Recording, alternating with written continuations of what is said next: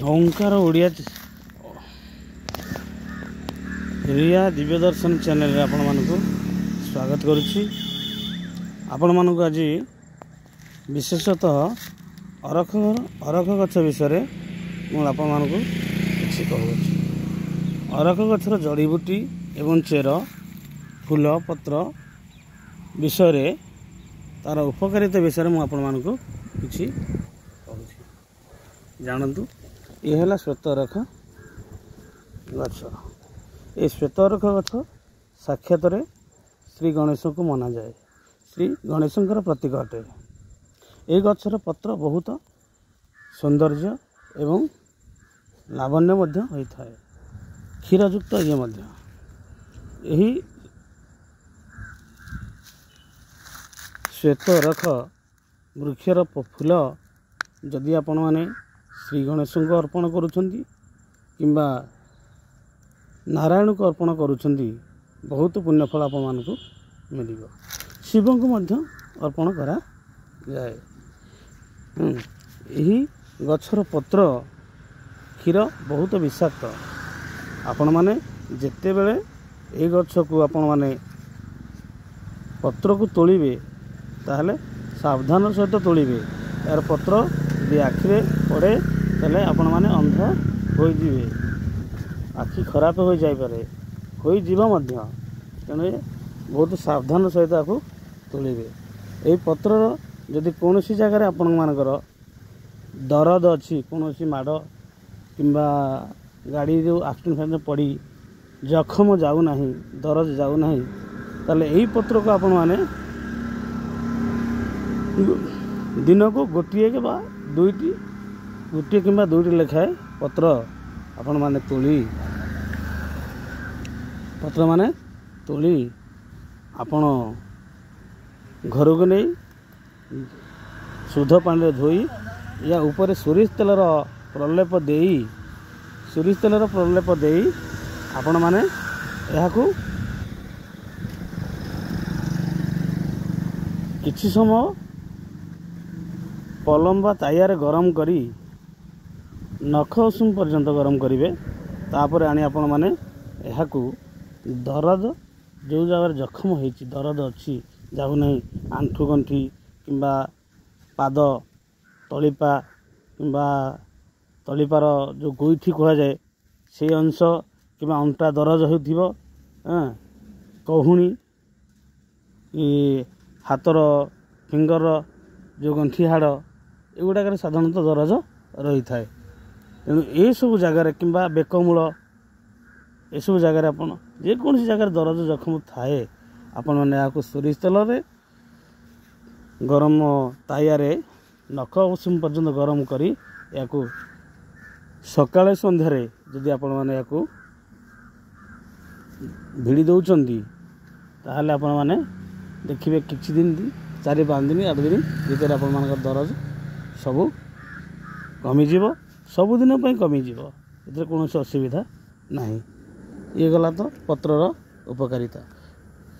यार यही गछर ये श्वेतरख गछर मूल चेर जदि एहाकू आपण माने पुष्या नक्षत्र रे निमंत्रण पूर्वक नेउछंती ताहले घरे आपण मानकर नहीं घरे रखुचनी ठाकुर जो स्थान आपण माने ठाकुर को पूजा करा जाए पूजा करुचंती ठाकुर घरे या रखिबे पुष्या नक्षत्र रे निमंत्रण पूर्वक केवल आपण नेबे ताहले आपण माने यार सुफल मिल पारे। कौन सुफल?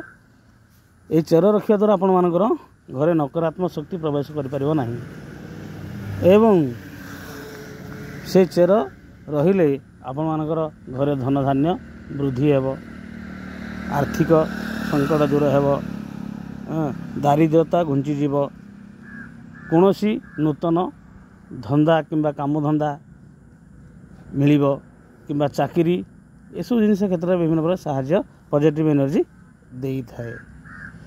आउ जदि आपण माने एहा को कौनसी ताबिज रे व्यवहार करंती चेर टिके ताबिज रे पूरे आपण व्यवहार करछंती ताहले आपण माने नकारात्मक शक्ति सदा सर्वदा दूरे रही कौन भूत प्रेत डाणी ये सब जिन ଲାଗିବ ନାହିଁ କିମ୍ବା ଛୋଟ ପିଲାଙ୍କୁ ଯଦି ଆପଣମାନେ ଦେଉଛନ୍ତି ତାହେଲେ କୌଣସି ଅସୁବିଧା ନାହିଁ।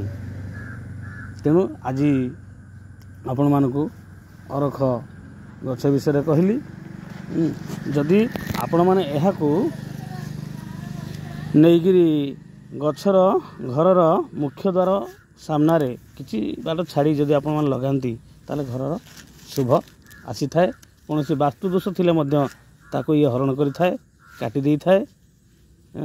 ଘରର ଦାରିଦ୍ରତା ନାଶ କରିଥାଏ, ଘରର ପରିମଳ ଭଲ ରଖିଥାଏ। ରାତି ଅଧରେ କି କୌଣସି ସମୟରେ ଯଦି ବିଷଧର ସାପ ଆପଣମାନଙ୍କୁ କୌଣସି କାମୁଡ଼ନ୍ତି ତାହେଲେ ଏହି ଗଛର ଚେର ମଧ୍ୟ ତା'ର ମାପ ଅଛି, କେଉଁ ସାପ କାମୁଡ଼ିଛି କ'ଣ, ତାକୁ ସେଇ ଅନୁଯାୟୀ ଆପଣମାନଙ୍କ ଚେର ଏଇ ଶ୍ଵେତ ଅରଖ ଚେର ଟିକେ ବା ଖଣ୍ଡିଏ ହେବ ଅଧ ଇଞ୍ଚେ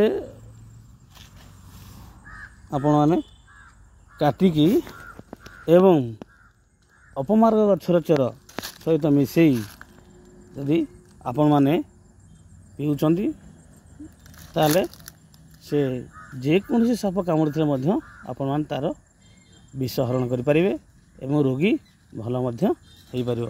ଆଉ ଯଦି ବା ଅପମାର୍ଗ ଗଛ ନ ମିଳୁଛି ତାହେଲେ ଖାଲି ମଧ୍ୟ ଆପଣମାନେ ଏହାକୁ ୟୁଜ୍ କଲେ, ବ୍ୟବହାର କଲେ ଆପଣମାନେ ସୁଫଳ ପାଇପାରିବେ।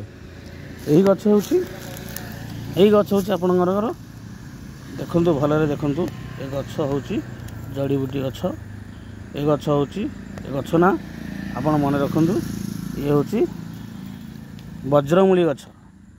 ଏଇ ବଜ୍ରମୂଳି ଗଛ ଆପଣମାନଙ୍କର କୌଣସି ନକାରାତ୍ମକ ଶକ୍ତିରେ ଯଦି ଆପଣମାନଙ୍କୁ କୌଣସି ଭୂତ ପ୍ରେତ ହେନଟେନ ଲାଗୁଛନ୍ତି ତାହେଲେ ଏହାକୁ ବ୍ୟବହାର କରି ଆପଣମାନେ ସୁଫଳ ପାଇପାରିବେ। ଇଏ ହେଲା ବଜ୍ରମୂଳି ଗଛ। ଇଏ ହେଉଛି କାଇଁଚ ଗଛ। ଇଏ ହେଉଛି କାଇଁଚ ଗଛ। ଏହି କାଇଁଚ ଗଛ ଆପଣମାନଙ୍କୁ ବହୁତ ଉପକାରରେ ଆସିଥାଏ। ଇଏ ହେଲା କାଇଁଚ ଗଛ।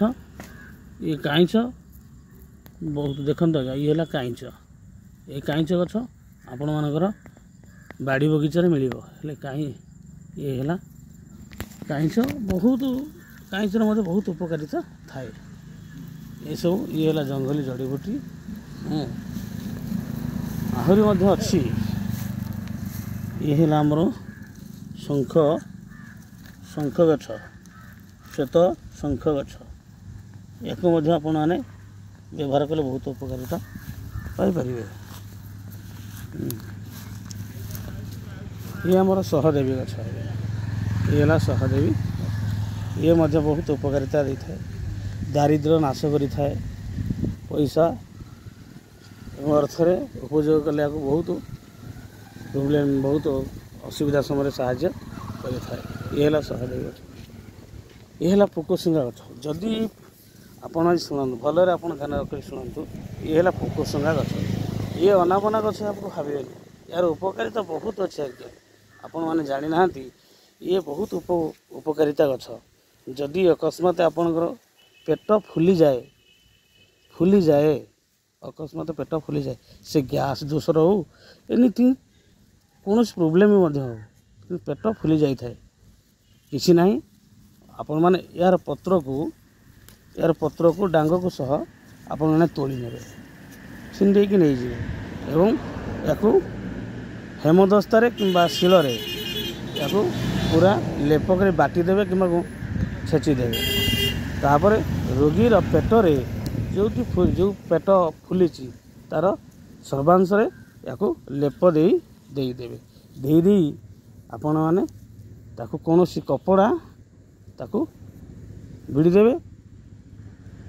ତାପରେ ଅଧଘଣ୍ଟେ ଗଲା ପରେ ଦେଖିବେ ତା'ର ପେଟ ଆଉ ଫୁଲିବାର ନାହିଁ, ଧୀରେ ଧୀରେ ସାଙ୍କିଯିବ, ନଚେତ ସାଙ୍କିଯିବ। ଏଥିରେ ମାତ୍ର ସନ୍ଦେହ ନାହିଁ। ଇଏ ହେଲା ପୋକଶୁଙ୍ଗା ଗଛର ଉପକାରିତା।